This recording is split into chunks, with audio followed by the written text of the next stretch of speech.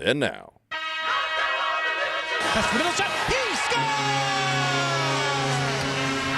Flipped it off to Wyatt Matthews. He's in! Eagles take the lead! The Philadelphia Phillies are 2008 World Champions of Baseball. Welcome to Sports Talk, the number one sports podcast in the Philadelphia area. Come on out here, Brodes. This episode of Sports Talk with Brodes is brought to you by Sports R Philly. Sports R Philly contains a wide variety of great blogs across the Philadelphia area. You can follow them on Twitter at Sports R Philly or check out their website, www.sportsrphilly.com. What is going on, everybody? Welcome to Sports Talk with Brodes. And to follow me on Twitter at sportsandbrodes, you will see when I upload a new podcast episode or a new YouTube video, and it's the best way to see first when these things get uploaded. So follow me on Twitter at sportsandbrodes. To call into the show as a caller, use your voice recording app on your phones, record your sports point, and send it to sportsandbrodes@gmail.com, and I can implement you as a caller into the show. You can ask me anything. Don't be afraid. And we have reached a 1,000 download milestone. 1,000 downloaded episodes. It's an awesome feeling. We will continue to grow this and see where it takes us. With that being said, we are going to kick it off with something that I normally don't ever talk about. And I'll be honest with you, I don't really know much about it to an extent, but it is huge in the sports world, and it's soccer. And I don't really follow soccer that much, but the U.S. men's national team does not qualify for the World Cup because they lose 2-1 to Trinidad. That's a disgrace. It's the first time since 1986 since the U.S. team did not qualify. I can't believe it. I was thinking about this maybe 2 weeks ago. When's the next World Cup? Because something like that is truly very exciting. And someone who doesn't follow soccer to that extent, when it's that big of an event, it obviously draws you to it. And now I don't even have an excitement for it because the team that I would root for isn't even in it. And of course I'm still going to watch games, but my buy-in level isn't going to be even close to the same thing without my country in it. So apparently it's an absolute disgrace for them not getting in. All we needed to do was either beat Trinidad or get a draw, and I think we were in. The first time since 1986. We are talking Oprah Winfrey's first episode of her show. That's how long ago it's been. That's a long time. But there it is. The U.S. men's team drops a big one. But maybe that's a wake-up call. I was listening to a reporter say that they need to absolutely rebuild. They got to drop everything we got going on right now and just start from scratch, rebuild what we got. Because in reality, it's not like we were going to go that far anyway. I mean, we never do. We're not a powerhouse kind of soccer team. We're not one of those ones that are favored to ever do anything once we actually get to the World Cup. So it's like being an 8th seed in basketball. Why be stuck there? Make the playoffs every year but go nowhere. It's kind of like that feel. Let's rebuild and get this squad going. Not that I'm a big soccer fan. But like I said, something like the World Cup obviously brings attention to the sport. It's big enough. But I want to go a little basketball thinking about that way because my Sixer squad did not look very good the last preseason game. Embiid signs a 5-year, $148 million rookie scale max deal. Fine, we needed to do it. Regardless of how many games he's played, you need to do it. Could you imagine him leaving this team because we didn't sign him for a max deal, go somewhere else, and then be the player that we expect him to be here, I mean, that would crush us. That would absolutely crush us. You have to roll the dice on him. You have to do it. We have plenty of cap space. We need to do it. Whatever. I get it. He's only played 30-plus games. 30-something games in 3 seasons. I understand. But you have to do it. But this is where the Sixers, the other night in preseason, made me think a little bit. And it's Fultz. Am I overreacting right now by saying Markelle Fultz does not look ready yet to play in the NBA? Granted, he scored a couple more points this past game. I don't know. I just don't see it. I just don't see it. And I hate the fact of knowing who was left on the board, obviously, at the number 1 pick. Could you imagine a Jason Tatum on this Philadelphia Sixers squad? Dennis Smith Jr. Am I being too harsh? It's one preseason game. He's going to learn to grow. He has an upside. Some players develop at different speeds and levels than others, and I get that. But I'm not feeling the hype right now on Fultz. He's not doing what I expected him to do. He's only 19 years old, and I get it. But like I said, you look at players like Jason Tatum and what he's been doing. It just sucks to not see him perform the way I thought he would. I was listening to Mikey Missinelli on 97.5 The Fanatic, a hometown station for Philadelphia sports. And he was kind of laughing, but laughing at his sadness, saying, do we get ahead of ourselves here with the 76ers? If they played the way that we saw them play last preseason game, are we getting ahead of ourselves? Do we really think this team is going to make the playoffs? 40-plus games winning. Do we really see that with a Ben Simmons and a Joel Embiid? Even Ben Simmons struggled a little bit. I'm definitely overreacting over a preseason game, and I get that. But these are thoughts that run through my mind. And it's the truth that Fultz does not look ready for the NBA. There's no way he starts the way he's playing.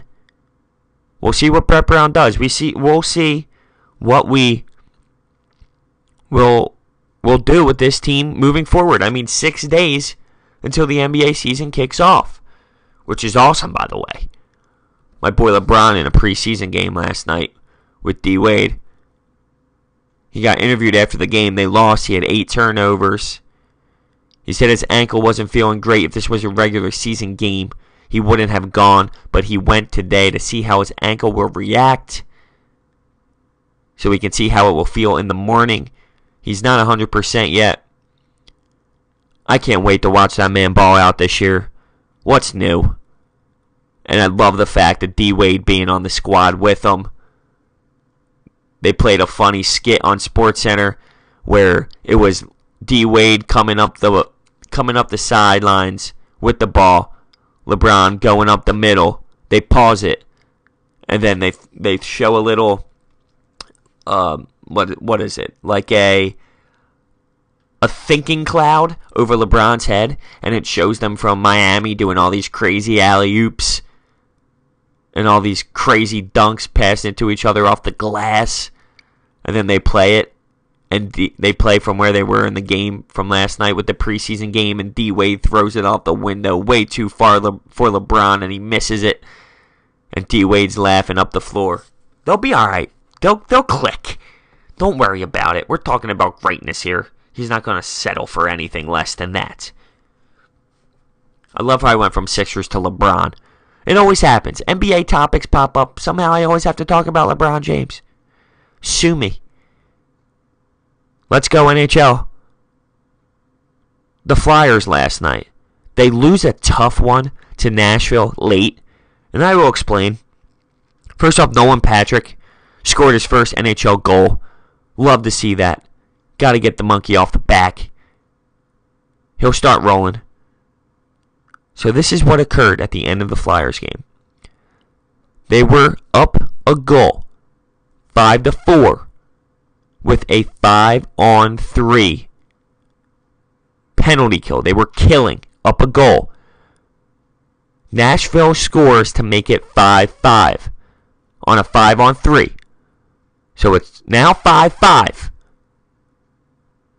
But they still have a man advantage. Dave Haxtell challenged the offsides. This year, if you challenge an offsides and you're wrong, you get a penalty. Dumbest rule ever. That makes no sense. Why implement the fact that you can challenge the play but try and limit everybody from doing it? It's stupid. It was a very, very good call to... Let me get this straight. If there was no penalty involved, it was a good challenge. You had something there. It wasn't like, wow, that was a dumb challenge. I can't believe he thought that it wasn't going to be offsides.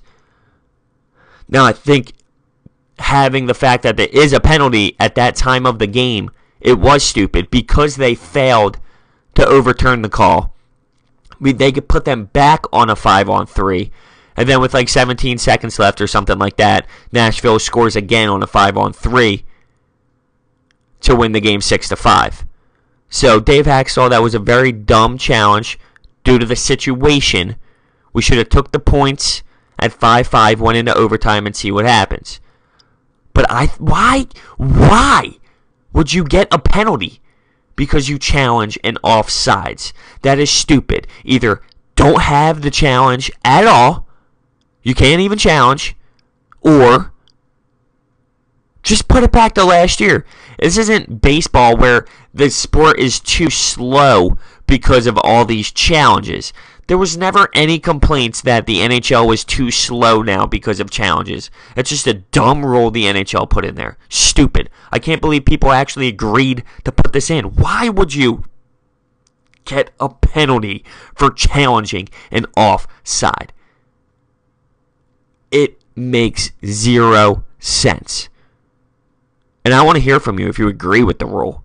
If you think this is a great rule, I need to know. You have to slide into my DMs on Twitter at sportsandbrodes. You need to email me at sportsandbrodes@gmail.com because it's delusional thinking. It makes no sense at all. But I will say, for Dave Haxtell, that was a very dumb decision, understanding the situation the Fly guys were in at that point. But the Flyers go 2-2 on their road trip. It sucks because they could have went 3-1 on their West Coast trip with last night's game, or at least 2-1-1, snag a point out there in Nashville. But now we have to wait until Saturday where they host, finally, a home game for the first time. They play the Washington Capitals, who is a very hot team. I believe they're 2-0-1 at this point. So that's our next game. A nice little break. Regroup from this loss. Dave Haxtell will learn. He's a younger coach in the NHL. So we'll see how that goes. But sticking around the NHL a little bit, Las Vegas had their first home game of the season last night. And it was an awesome atmosphere. They did a lot for the Vegas Strong situation. It was an awesome ceremony. And then they come out hot. And they're 3-0. Don't get me wrong, I think the NHL kind of gave them a little easy home game. They played the Arizona Coyotes for their first home game. Really threw them a bone, but they're 3-0. It's crazy to think that. Like I said, that can go a far, far way mentally, starting out the season 3-0.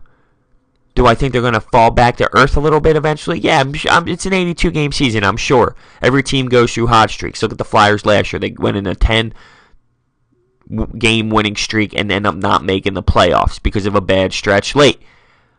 I mean, it's early. We're 3 games in. But the fact that this new franchise team is 3-0 to start is truly amazing. But I always go back to this. They have something that not every NHL team has, and that is a true goaltender. You have somebody who's won a Stanley Cup. You have somebody that knows how to get the job done in Marc-Andre Fleury, and that's a big step. A lot of teams don't even have that. I mean, look at the Flyers. We finally got something that looks like he can do it. He's an older guy, veteran, Brian Elliott, but he looks solid in the pipes. He looks the best that I've seen the Flyers haven't in a while. Toronto's off to a 3-0 start. Austin Matthews scored a disgusting overtime goal against Chicago. After being down 2-0 early, they fight back. This team has a great head coach. They have young superstars. This Toronto Maple Leafs team is legit. And the Colorado Avalanche is off to a hot start. What? Talk about a flip from last year. One of the worst teams in the league. They haven't lost a game yet. And the Rangers. Oh, I'm sorry. The Colorado Avalanche did lose their last game, but they're 2-1, and they're not playing terrible hockey. But the Rangers are. They're 1-3. They're not playing to the level that they are known to play at. It's crazy. I'm not mad about it, though, being a Philadelphia fan. I mean, I hate New York sports, obviously. And I specifically hate the Rangers. So I'm kind of happy, not going to lie. But they're playing some ugly puck. It's great. It's great watching Game Center every night. You got all the games. I can't wait for the Fly Guys to come back to the East Coast, though. I'm sick and tired of these 10:30 start times. Keeps me up a little bit extra late at night, and I'm not feeling it. Let's move along to a little bit of the MLB and the wild card situation. You got Houston clinching to go to the next round. Awesome. Love that. Can't be mad about that. They were a better team than the Red Sox, and the Red Sox fire their manager, John Farrell, and he will not return next season. He lost the first round 2 years in a row. And coming from a different standpoint, I understand that it's Boston and they have to win because that's what they do up there, and I'm from Philadelphia and I see things a little bit differently because we don't win all the time. But I don't think firing the manager was the biggest problem that they've had. I mean, hear me out. They are a young team. You got guys like Devers out there. Young Boston Red Sox team, and you are playing a Houston Astros team. Just look at your teams in depth. The Houston Astros are a better team. You faced a team that is ready to win the World Series right now. The Red Sox aren't ready to win right now. Do Boston fans realize that? Listen, I get it. Our Philadelphia fan base does the same thing. We overreact to things. We freak out. But you got to take a deep breath and look at what you have. Look at what the teams who are going to win the World Series have. And you're a little bit behind. You're not far away. These teams that are ready to win now just have a little bit more. Your Boston Red Sox team is very solid, young. Like I said, they need time to grow. They need time to get some experience in the postseason, and this manager clearly can get you to the playoffs. So I don't know if it was a little bit of an overreaction just because they haven't gotten past the first round in the last 2 years. You've been winning the division. You've been making the postseason. And I get it. The ultimate goal is the World Series. The ultimate goal is championships. But sometimes you have to look at what you have. And maybe as a GM of the Boston Red Sox, it's who can we add to this roster to really make our team ready for the World Series. And not, oh, the manager isn't providing the team with the style we want. I don't know. And hey, maybe it is a little bit of both. Maybe you do need a new manager, but you also know that it's time for new players. But all I'm saying is this manager got you to where you needed to go the last few years. So let's maybe work on adding a piece or two. But hey, this is the route Boston went. I'm sure they're going to pick up somebody. And knowing how Boston sports go, they're going to pick up a new manager and win the World Series next year. It's just ridiculous. I don't get it. I don't get it. Stuff like that will never happen in Philadelphia. So, going along here, Houston ends up beating them, obviously. And when they were winning, their manager, Let's question Houston's manager here, even though they got the W. Brings in Verlander out of the bullpen when they're up 2-1 on the series and up in the game. Just a very questionable call. A lot of questionable call by the managers. Am I being a hypocrite for ripping apart how Boston fired their manager, but here I am going to rip apart managers because there's something else that happened. In the Nationals' loss in Game 3, they pull Scherzer, who was dicing out there.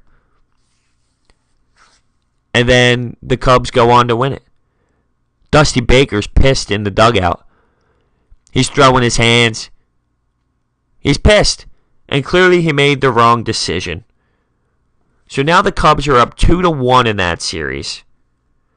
And then their game got postponed last night, so they haven't played yet. I feel like that series is a little bit behind compared to the others. So the Cubs are up 2-1. And today they play at 4:08 on TBS in Chicago at Wrigley Field. A chance to advance. And we'll see if they get it done.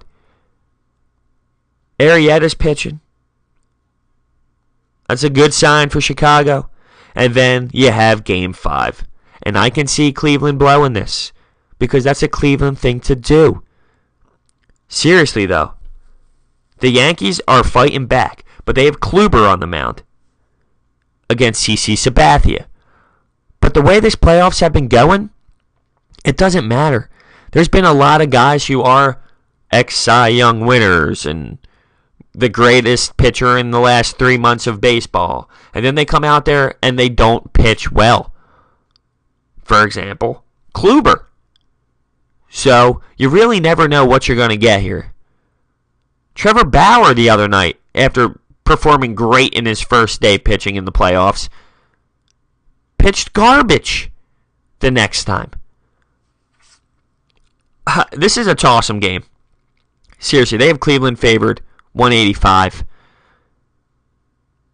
This is a toss-up for me, and I'm pumped to watch it. A Game 5 in the ALDS.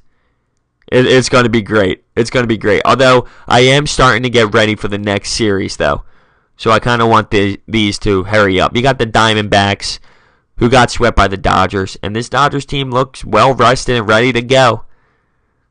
So we'll see how that goes moving forward. And for the final segment here, which is weird to go last, but we have the NFL. A little bit of that Sunday night football action. The Chiefs ended up beating the Texans. My last episode I recorded during the game, during the first quarter. But the Chiefs win again, and they're undefeated, and they look scary good. I was thinking about it. They don't even have Eric Berry back yet. Talk about a defense that's only going to get absolutely stronger. And then the Monday Night Football game was trash. Till the end, but it was trash. Minnesota couldn't get anything done. Sam Bradford didn't finish the game. And then you go to the Bears quarterback, Mitchell Trubisky, who I thought showed some promise. Obviously, you're going to have some struggles as a first-year quarterback in this league, playing a defense like Minnesota for your first game on Monday Night Football. That's a huge stage. His stat line, it doesn't read how I think the eye test goes. He threw a late interception. He had a chance with a 2-minute drill at a tie ball game to go down and win the football game, essentially. He gets baited into throwing interception in his own territory that put the Minnesota Vikings pretty much in field goal winning territory, and that's how the game ended. But he shows promise. He knows how to extend plays, use his feet, escape the pocket. He's got to get the ball out quicker. I mean, all standard things that new rookies have to do once they get into the league. But it wasn't like, ooh, they really traded up for that pick. They really traded up one pick for him. It wasn't anything like that. He looks like he has a good mindset, a good skill set, And even the head coach said the same thing. Listen, there's going to be growing pains. And everyone knows that who watches football. And everyone has the eye test for quarterbacks. And if you think that he didn't pass that eye test, then you're nuts. Because he definitely did. So good for the Bears. Hopefully it works out for them, but they have promise there. And then the celebration by one of the touchdowns in that Minnesota game was awesome. All the linemen and the receivers sat down and did duck, duck, goose. One of the best things that could ever happen for football was these celebrations. Again, let's bring it back to having fun. We don't want the no fun league, the NFL. You know, let's have some fun. And another crazy, unbelievable NFL thing that occurred was the Dolphins offensive line coach snorting cocaine before a meeting. He was using lines saying, "I miss you, babe. I can't wait to get high with you again. I know you're going to keep that baby, so you're not going to be able to do it, but I miss you." And then he licks his pinky and says some things about sexual things that they have done as he's snorting cocaine with a $20 bill before a meeting. Wow. What? When I saw that video, I was laying in bed, saw it on Twitter. I was amazed. I was literally in amazement. I didn't know what to say, how to feel. I was like, is this for real? Everyone in the Miami organization was very shocked. He left. He resigned the day it came out. Now, there's no timeline on when this video actually came out. The guy's been around for a long time, 20 plus years in the NFL. So to see that was just crazy.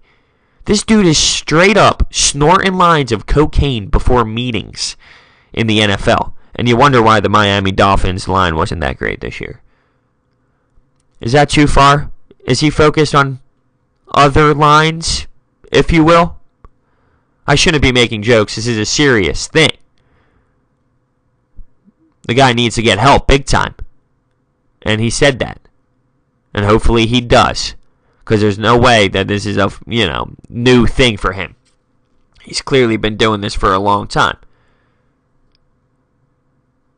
Adrian Peterson traded to the Cardinals after his Saints first few weeks didn't go as expected. Hey, the head coach at the Saints, Sean Payton, said he wanted to run a 2-back system. And Adrian Peterson, I guess, just didn't get the cut. Now, he's going to get a lot more opportunity in Arizona to be able to run the ball, get more touches. When you give a man 3 touches, 4 touches in a football game, he doesn't get that feel of the gaps, of the speed of the game. So I'm not shutting him down completely, but clearly the man is not what he used to be at his age. And as a running back, you die down earlier than any other position. And you should know that. But we'll see what he does in Arizona. Maybe it's a new opportunity. I'm not saying he's going to go out there and be the old AP, but maybe he can be a decent back that gets yardage and helps the squad. Everyone knows that Cardinals team needs help anyway, especially after that dominating performance by the Philadelphia Eagles last week. Just had to throw that out there. And speaking of the Eagles, why not finish on a strong note? There is some high praise for Sidney Jones. They think he's going to come back from this Achilles injury and even have a possibility of playing this year because they are so excited and so happy to see what he can do. Very high praise. And going a little negatively here, which I don't like to do, but it's a huge piece to our offensive line. Lane Johnson goes down with a concussion protocol. So who knows if he will be back for this game against Carolina. Oh my God. Tomorrow is Thursday. And it's Eagles game day. How could I have forgot that? Wow. I can't wait to be 5-1. Whoa. Did I just say 5-1? Brodes, the other day you said you would be happy with 4-2. Well, of course I would be, but I got to get out of this Philadelphia mindset. We got to be 5-1 after this game. It would be huge for the standings, huge for the Birds to come up with a win like that. So we're going to end on a little bit of a happy note after going sad on Lane Johnson's part. Carson Wentz was 8-9 for 207 yards and 3 touchdowns on third down. I saw something saying we should just start the game off 3rd and 9 because you know Carson's going to drill it. I will be back with an episode right after the Birds game on Thursday night. But with that being said, I will end this episode here. You can follow me on Twitter at sportsandbrodes.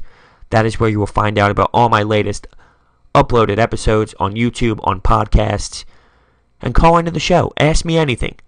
You can truly ask me any sports question, or even just bring up something you want to talk about. You just have to use your voice recording app on your cell phone, send it to sportsandbrodes@gmail.com, and it is as simple as that. Thank you for listening. Go Birds, and I will see you next time.